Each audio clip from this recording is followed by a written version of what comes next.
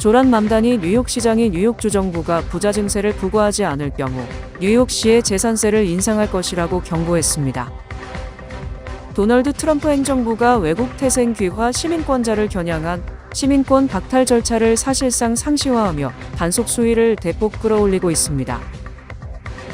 연방정부 부분 셧다운 상황에 따라 교통안전청 직원들이 무급으로 근무하고 있어 미 전역 항공편 운항에 차질 우려가 커지고 있습니다. 뉴욕시가 거리 주차 미터기를 대폭 확대해 연간 최대 13억 달러의 추가 세수를 확보하는 정책을 검토 중입니다. 모두가 누릴 수 있는 권리, 바로 아름다움입니다. 키스는 누구나 더 쉽고 당당하게 자신의 아름다움을 즐길 수 있는 세상을 꿈꿉니다. 키스는 우리 모두의 미래가 더 아름답게 빛날 수 있도록 최선을 다할 것입니다. 당신의 아름다움의 모든 순간, 키스가 함께합니다.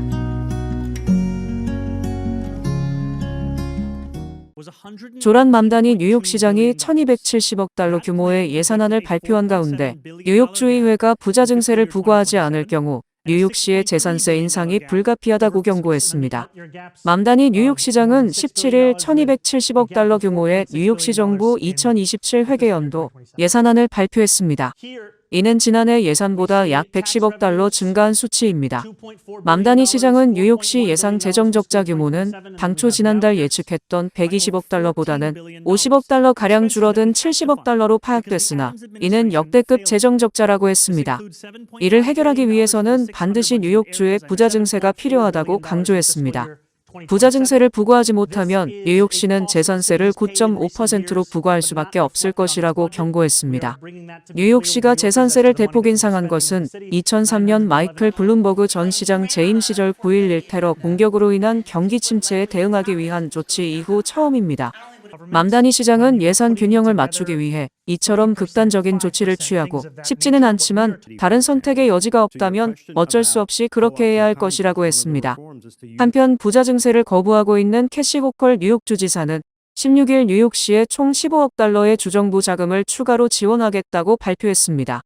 15억 달러 가운데 10억 달러는 내년 회계연도에, 5억 1천만 달러는 2027에서 2028 회계연도에 나눠 지원될 예정입니다. 도널드 트럼프 행정부가 외국 태생 귀화 시민권자를 겨냥한 시민권 박탈 절차를 사실상 상시화하며 단속 수위를 대폭 끌어올리고 있습니다. NBC 뉴스에 따르면 이민서비스국은 최근 수개월간 전국 80여 개 현장 오피스를 통해 위화 시민권자 재검토 작업을 확대해왔습니다. 과거처럼 특정 전담팀에 의존하는 방식이 아니라 각 오피스 직원들이 직접 사례를 발굴하도록 구조를 바꾼 것이 핵심입니다. 이에 따라 시민권 취득이 더 이상 신분의 종착지로 작동하지 않을 수 있다는 우려가 커지고 있습니다. 각 지역 오피스에서 매달 일정 규모의 시민권 박탈 후보군을 확보해 이민 소송 담당 부서에 넘기는 것이 목표인 것으로 전해졌습니다. 내부적으로는 월 100에서 200건이 거론되고 있습니다. 이는 트럼프 대통령 일기 4년 동안 정부가 제기한 시민권 박탈 소송 102건을 단기간에 넘어설 수 있는 규모입니다. 시민권 박탈은 그동안 극히 예외적인 절차로 여겨져 왔습니다. 귀화 신청 과정에서 중대한 사기나 허위 진술이 입증된 경우에 한해 제한적으로 적용돼 왔습니다. 그러나 이번에는 검토 범위가 크게 확대되고 있습니다. 법무부는 검사들에게 시민권 박탈 사건에 집중하라는 지침을 내렸고 국가안보 위협이나 전쟁범죄뿐 아니라 각종 정부 보조금, 의료보험 사기 등도 검토 대상에 포함됐습니다. 그 밖에 중요하다고 판단되는 모든 사례라는 포괄 조항도 명시됐습니다. 연방의회 예산안 처리 결렬로 인해 연방국토안보부가 부분 셧다운 상황에 처한 가운데 DHS 산하 교통안전청 직원들이 무급으로 근무하고 있어 미 전역 항공편 운항에 차질 우려가 커지고 있습니다. 항공편 추적 사이트 플라이트어웨어에 따르면 실제로 국토안보부 셧다운 첫날인 지난 14일 항공편 5,100편 이상이 지연되고 약 460편이 결항됐습니다. 15일에는 6,500편 이상이 지연되고 약 330편이 결항됐습니다. 다만 이 수치에는 TSA 결근뿐 아니라 정비 및 기상 문제로 인한 지연도 포함되어 있습니다. 노엔 맥닐 TSA 청장 대행은 항공교통관제사들은 교통부 산하 연방항공청 소속으로 정상적으로 유급 근무 중이지만 DHS 산하기관인 TSA 직원들은 무급 근무를 하고 있어 셧다운으로 인해 항공 운항에 영향이 불가피하다고 경고했습니다. 그는 셧다운이 길어질수록 TSA 직원들의 결근이 늘어날 수 있다며 이로 인해 검색대 대기 시간이 길어지고 항공편 지연 결항이 발생하면 미국 경제 전반에 부정적 영향을 미칠 수 있다고 밝혔습니다. DHS가 지난해 9월 발표한 셧다운 비상 계획에 따르면 TSA 직원의 95% 이상은 필수 인력으로 분류돼 근무를 유지하며 나머지 약 2,933명은 무급 휴직 대상입니다.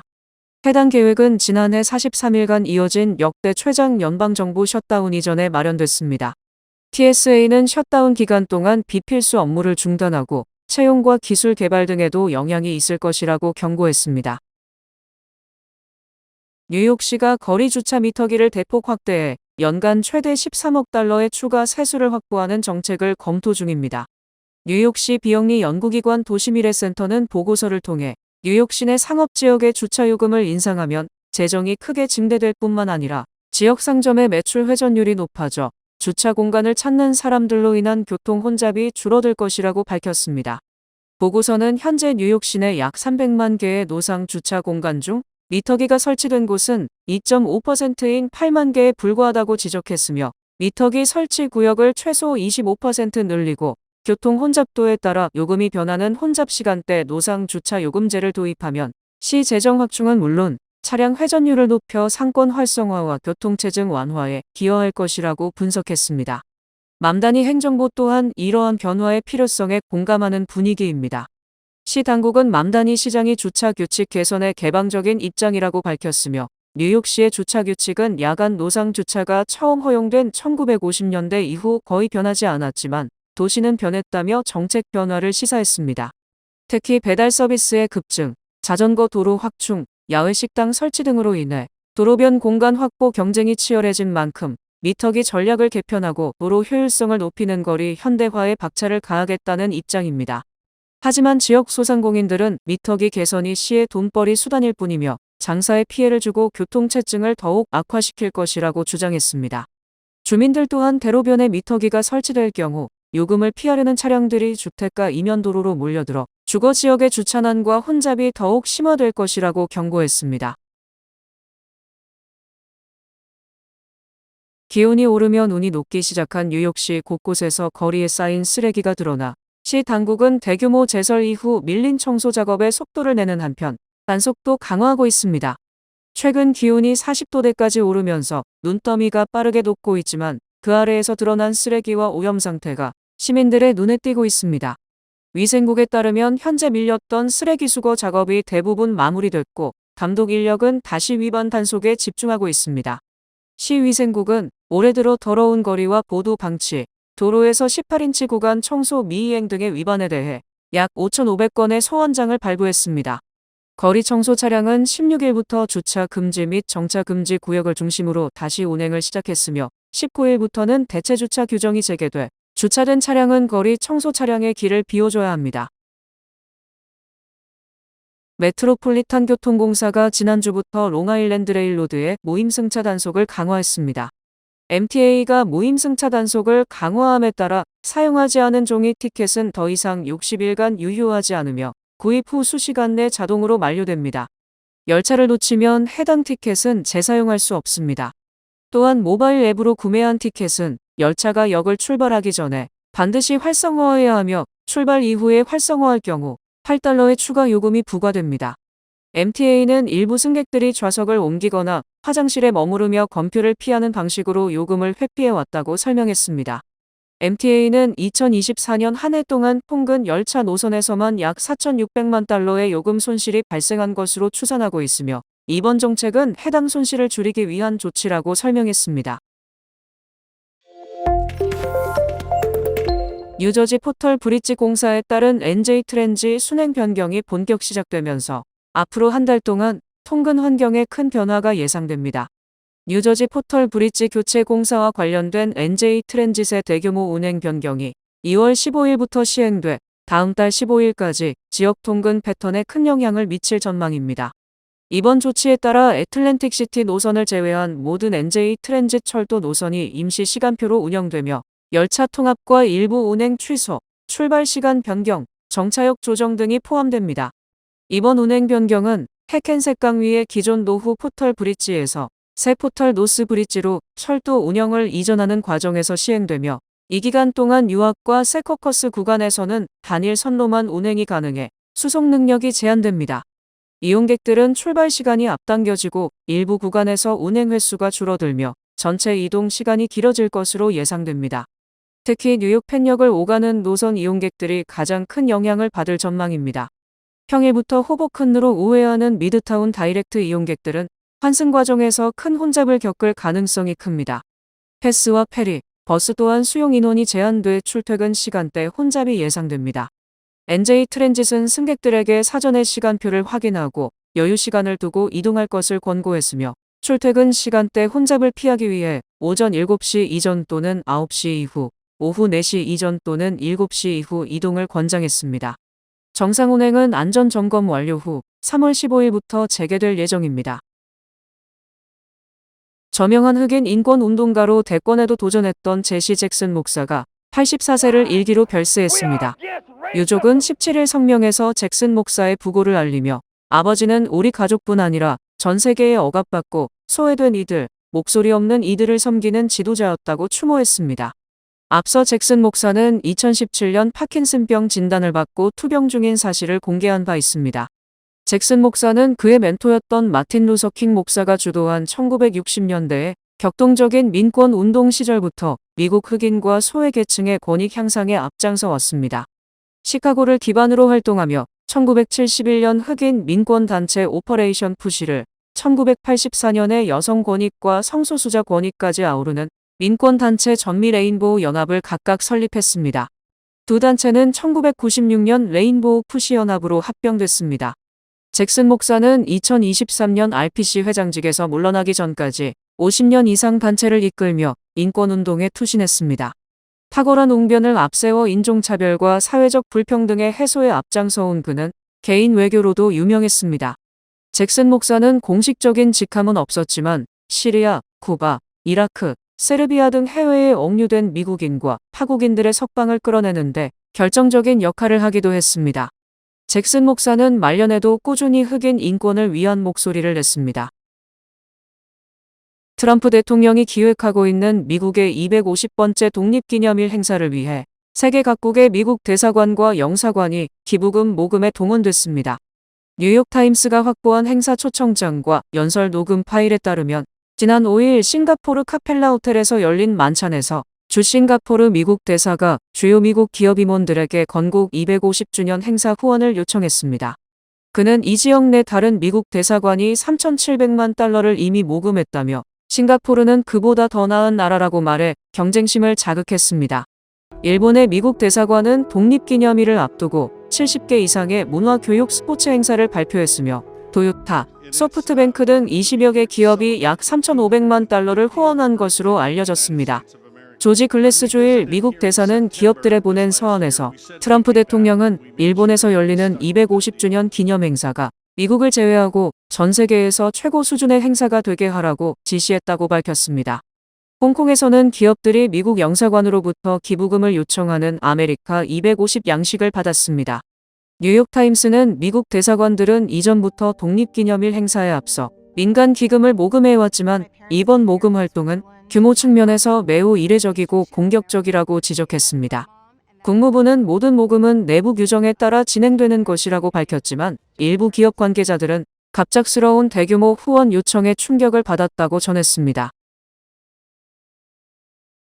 전국에서 혼자 사는 1인 가구가 룸메이트, 파트너와 같이 거주하는 것보다 사실상 매년 $10,000가 넘는 돈을 렌트비로 지출하면서 이른바 싱글세 부담이 커지고 있다는 분석이 나왔습니다. 부동산 정보업체 진로우의 최신 분석에 따르면 현재 전국 평균 아파트 렌트비는 $1,745로 지난 5년 동안 약 30% 상승했습니다. 혼자 사는 1인 가구의 경우 이 렌트비를 전부 한 사람의 소득으로 부담해야 합니다. 진로우는 이를 싱글세, 즉 혼자 살기 때문에 추가로 부담하는 비용이라고 묘사했습니다. 전국 평균 기준 싱글세는 연간 $1,470에 달하는 것으로 나타났습니다. 진로우의 렌트 트렌드 전문가는 혼자 살 경우 한 사람의 소득으로 전체 렌트를 감당해야 하기 때문에 부담이 빠르게 커질 수 있다고 설명했습니다. 특히 대도시일수록 싱글세 부담은 더 큽니다. 뉴욕시는 월 평균 렌트가 3,900달러에 달해 연간 싱글세가 23,400달러로 전국 최고 수준을 기록했습니다. 2위는 캘리포니아주 산호세로 월 평균 3,248달러, 연간 싱글세는 19,488달러였습니다. 보스턴이 3위로 월 3,014달러, 연간 18,084달러로 집계됐습니다. 샌프란시스코는 월 평균 2,857달러로 연간 17,142달러의 싱글세를 부담하는 것으로 나타났습니다. 전문가들은 최근 높은 금리와 주택 가격 상승으로 내 집 마련이 더욱 어려워진 상황에서 1인 가구의 주거비 부담이 사회적 격차로 이어질 가능성도 제기했습니다. 렌트 시장의 구조적 변화와 도시별 주거비 격차가 맞물리면서 혼자 산다는 것 자체가 경제적 부담으로 작용하고 있다는 분석입니다. 뉴욕 월가를 대표하는 골드만삭스가 신임 이사 후보를 물색할 때 인종, 성적 지향 및 DEI 요소를 더 이상 고려하지 않을 계획입니다. 월스트리트 저널이 16일 보도한 내용에 따르면 골드만삭스는 지난해 상장하는 고객사의 이사회 다양성 지원 약속을 철회한 데 이어 자사 이사회 구성에서도 다양성 기준을 철회할 계획입니다. 이사회 거버넌스 위원회는 지금까지 주로 4가지 요소를 기준으로 적격 후보자를 선정했습니다. 관점, 배경, 업무 능력 및 군 복무 경력과 같은 다양성에 대한 포괄적인 설명과 함께 DEI가 기타 인구 통계로 포함됐습니다. 이제 인종, 성 정체성, 민족 및 성적 지향을 포함한 기타 인구 통계 항목을 제외할 계획이라고 관계자들이 전했습니다. 골드만삭스의 이 같은 결정은 회사 지분을 소량 보유한 보수 성향의 비영리 단체 전국법률정책센터의 비공식 요청에 따른 것입니다. 이 단체는 지난해 9월 골드만삭스의 DEI 기준을 삭제해달라는 제안서를 제출했습니다. 이 단체는 올 봄 주주총회에 앞서 주주들에게 배부될 위임장 안내서에 해당 제안을 포함해줄 것을 요청했습니다. 골드만삭스는 전국노동관계위원회에 DEI 기준을 삭제할 계획이라고 통보했습니다. 지난해 미국 내 전기차 판매량 1위를 기록한 브랜드는 테슬라로 58만 9,160대가 팔렸습니다. 이어 2위는 현대차그룹으로 현대 기아차 합산 9만 9,553대가 소비자들의 선택을 받았습니다. 17일 시장조사업체 콕스 오토모티브에 따르면 지난해 미국 내 브랜드별 판매 순위에서 테슬라가 58만 9,160대로 압도적 1위를 차지했습니다. 가장 잘 팔린 모델은 모델Y였습니다.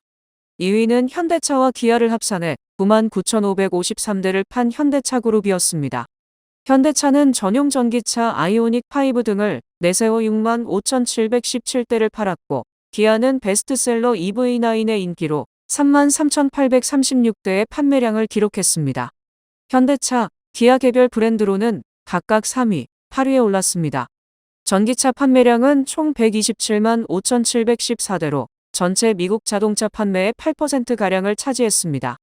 이는 전년인 2024년 판매량보다 2% 감소한 수치입니다. 이 수치를 인용한 오토모티브 뉴스 등 외신은 미국 내 전기차 판매가 전년 대비 뒷걸음질친 것은 최근 10년 이내 처음이라고 전했습니다. 다만 연방세제 혜택 축소와 수입차 부품 관세라는 악재에도 120만 대 이상 팔린 것은 나쁘지 않은 성적으로 평가됩니다. 말띠해를 맞아 뱅크 오브 오프가 붉은 말의 행운을 드립니다. 지금 가까운 뱅크 오브 오프 지점에서 만나보세요. 이 프로그램은 대형은행의 든든함과 로컬뱅크의 세심함으로 함께하는 뱅크 오브 오프 제공입니다. 주요 단신 전해드립니다.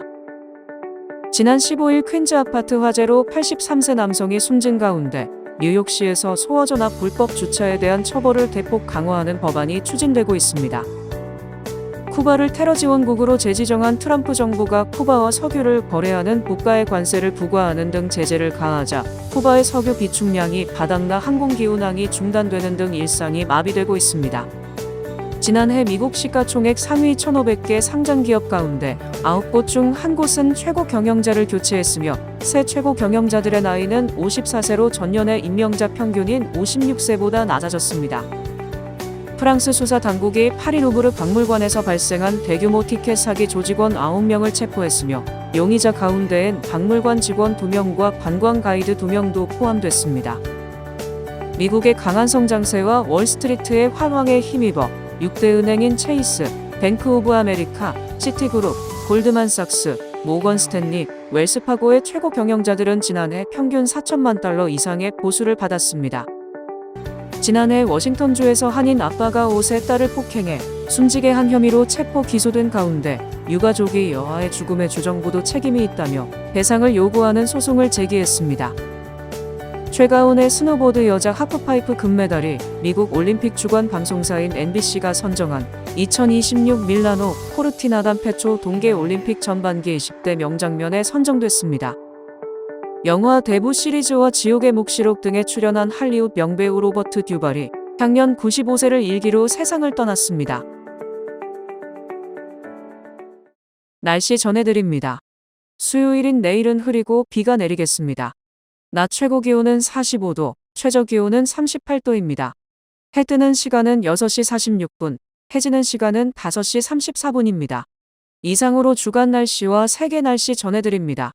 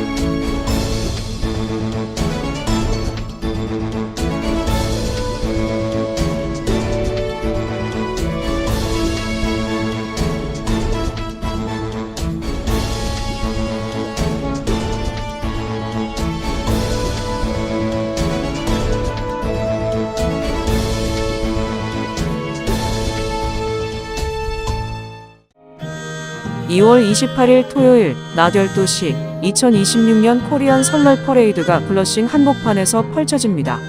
12시 30분 156가 H마트 앞에서 모여 바오로 정화상 천주교회까지 이어지는 신명나는 퍼레이드. 행진이 끝난 이후엔 따뜻한 도시락이 여러분을 기다립니다. 한국의 멋으로 오감이 즐거워지는 축제 2월 28일 토요일 12시 꼭 참여하세요.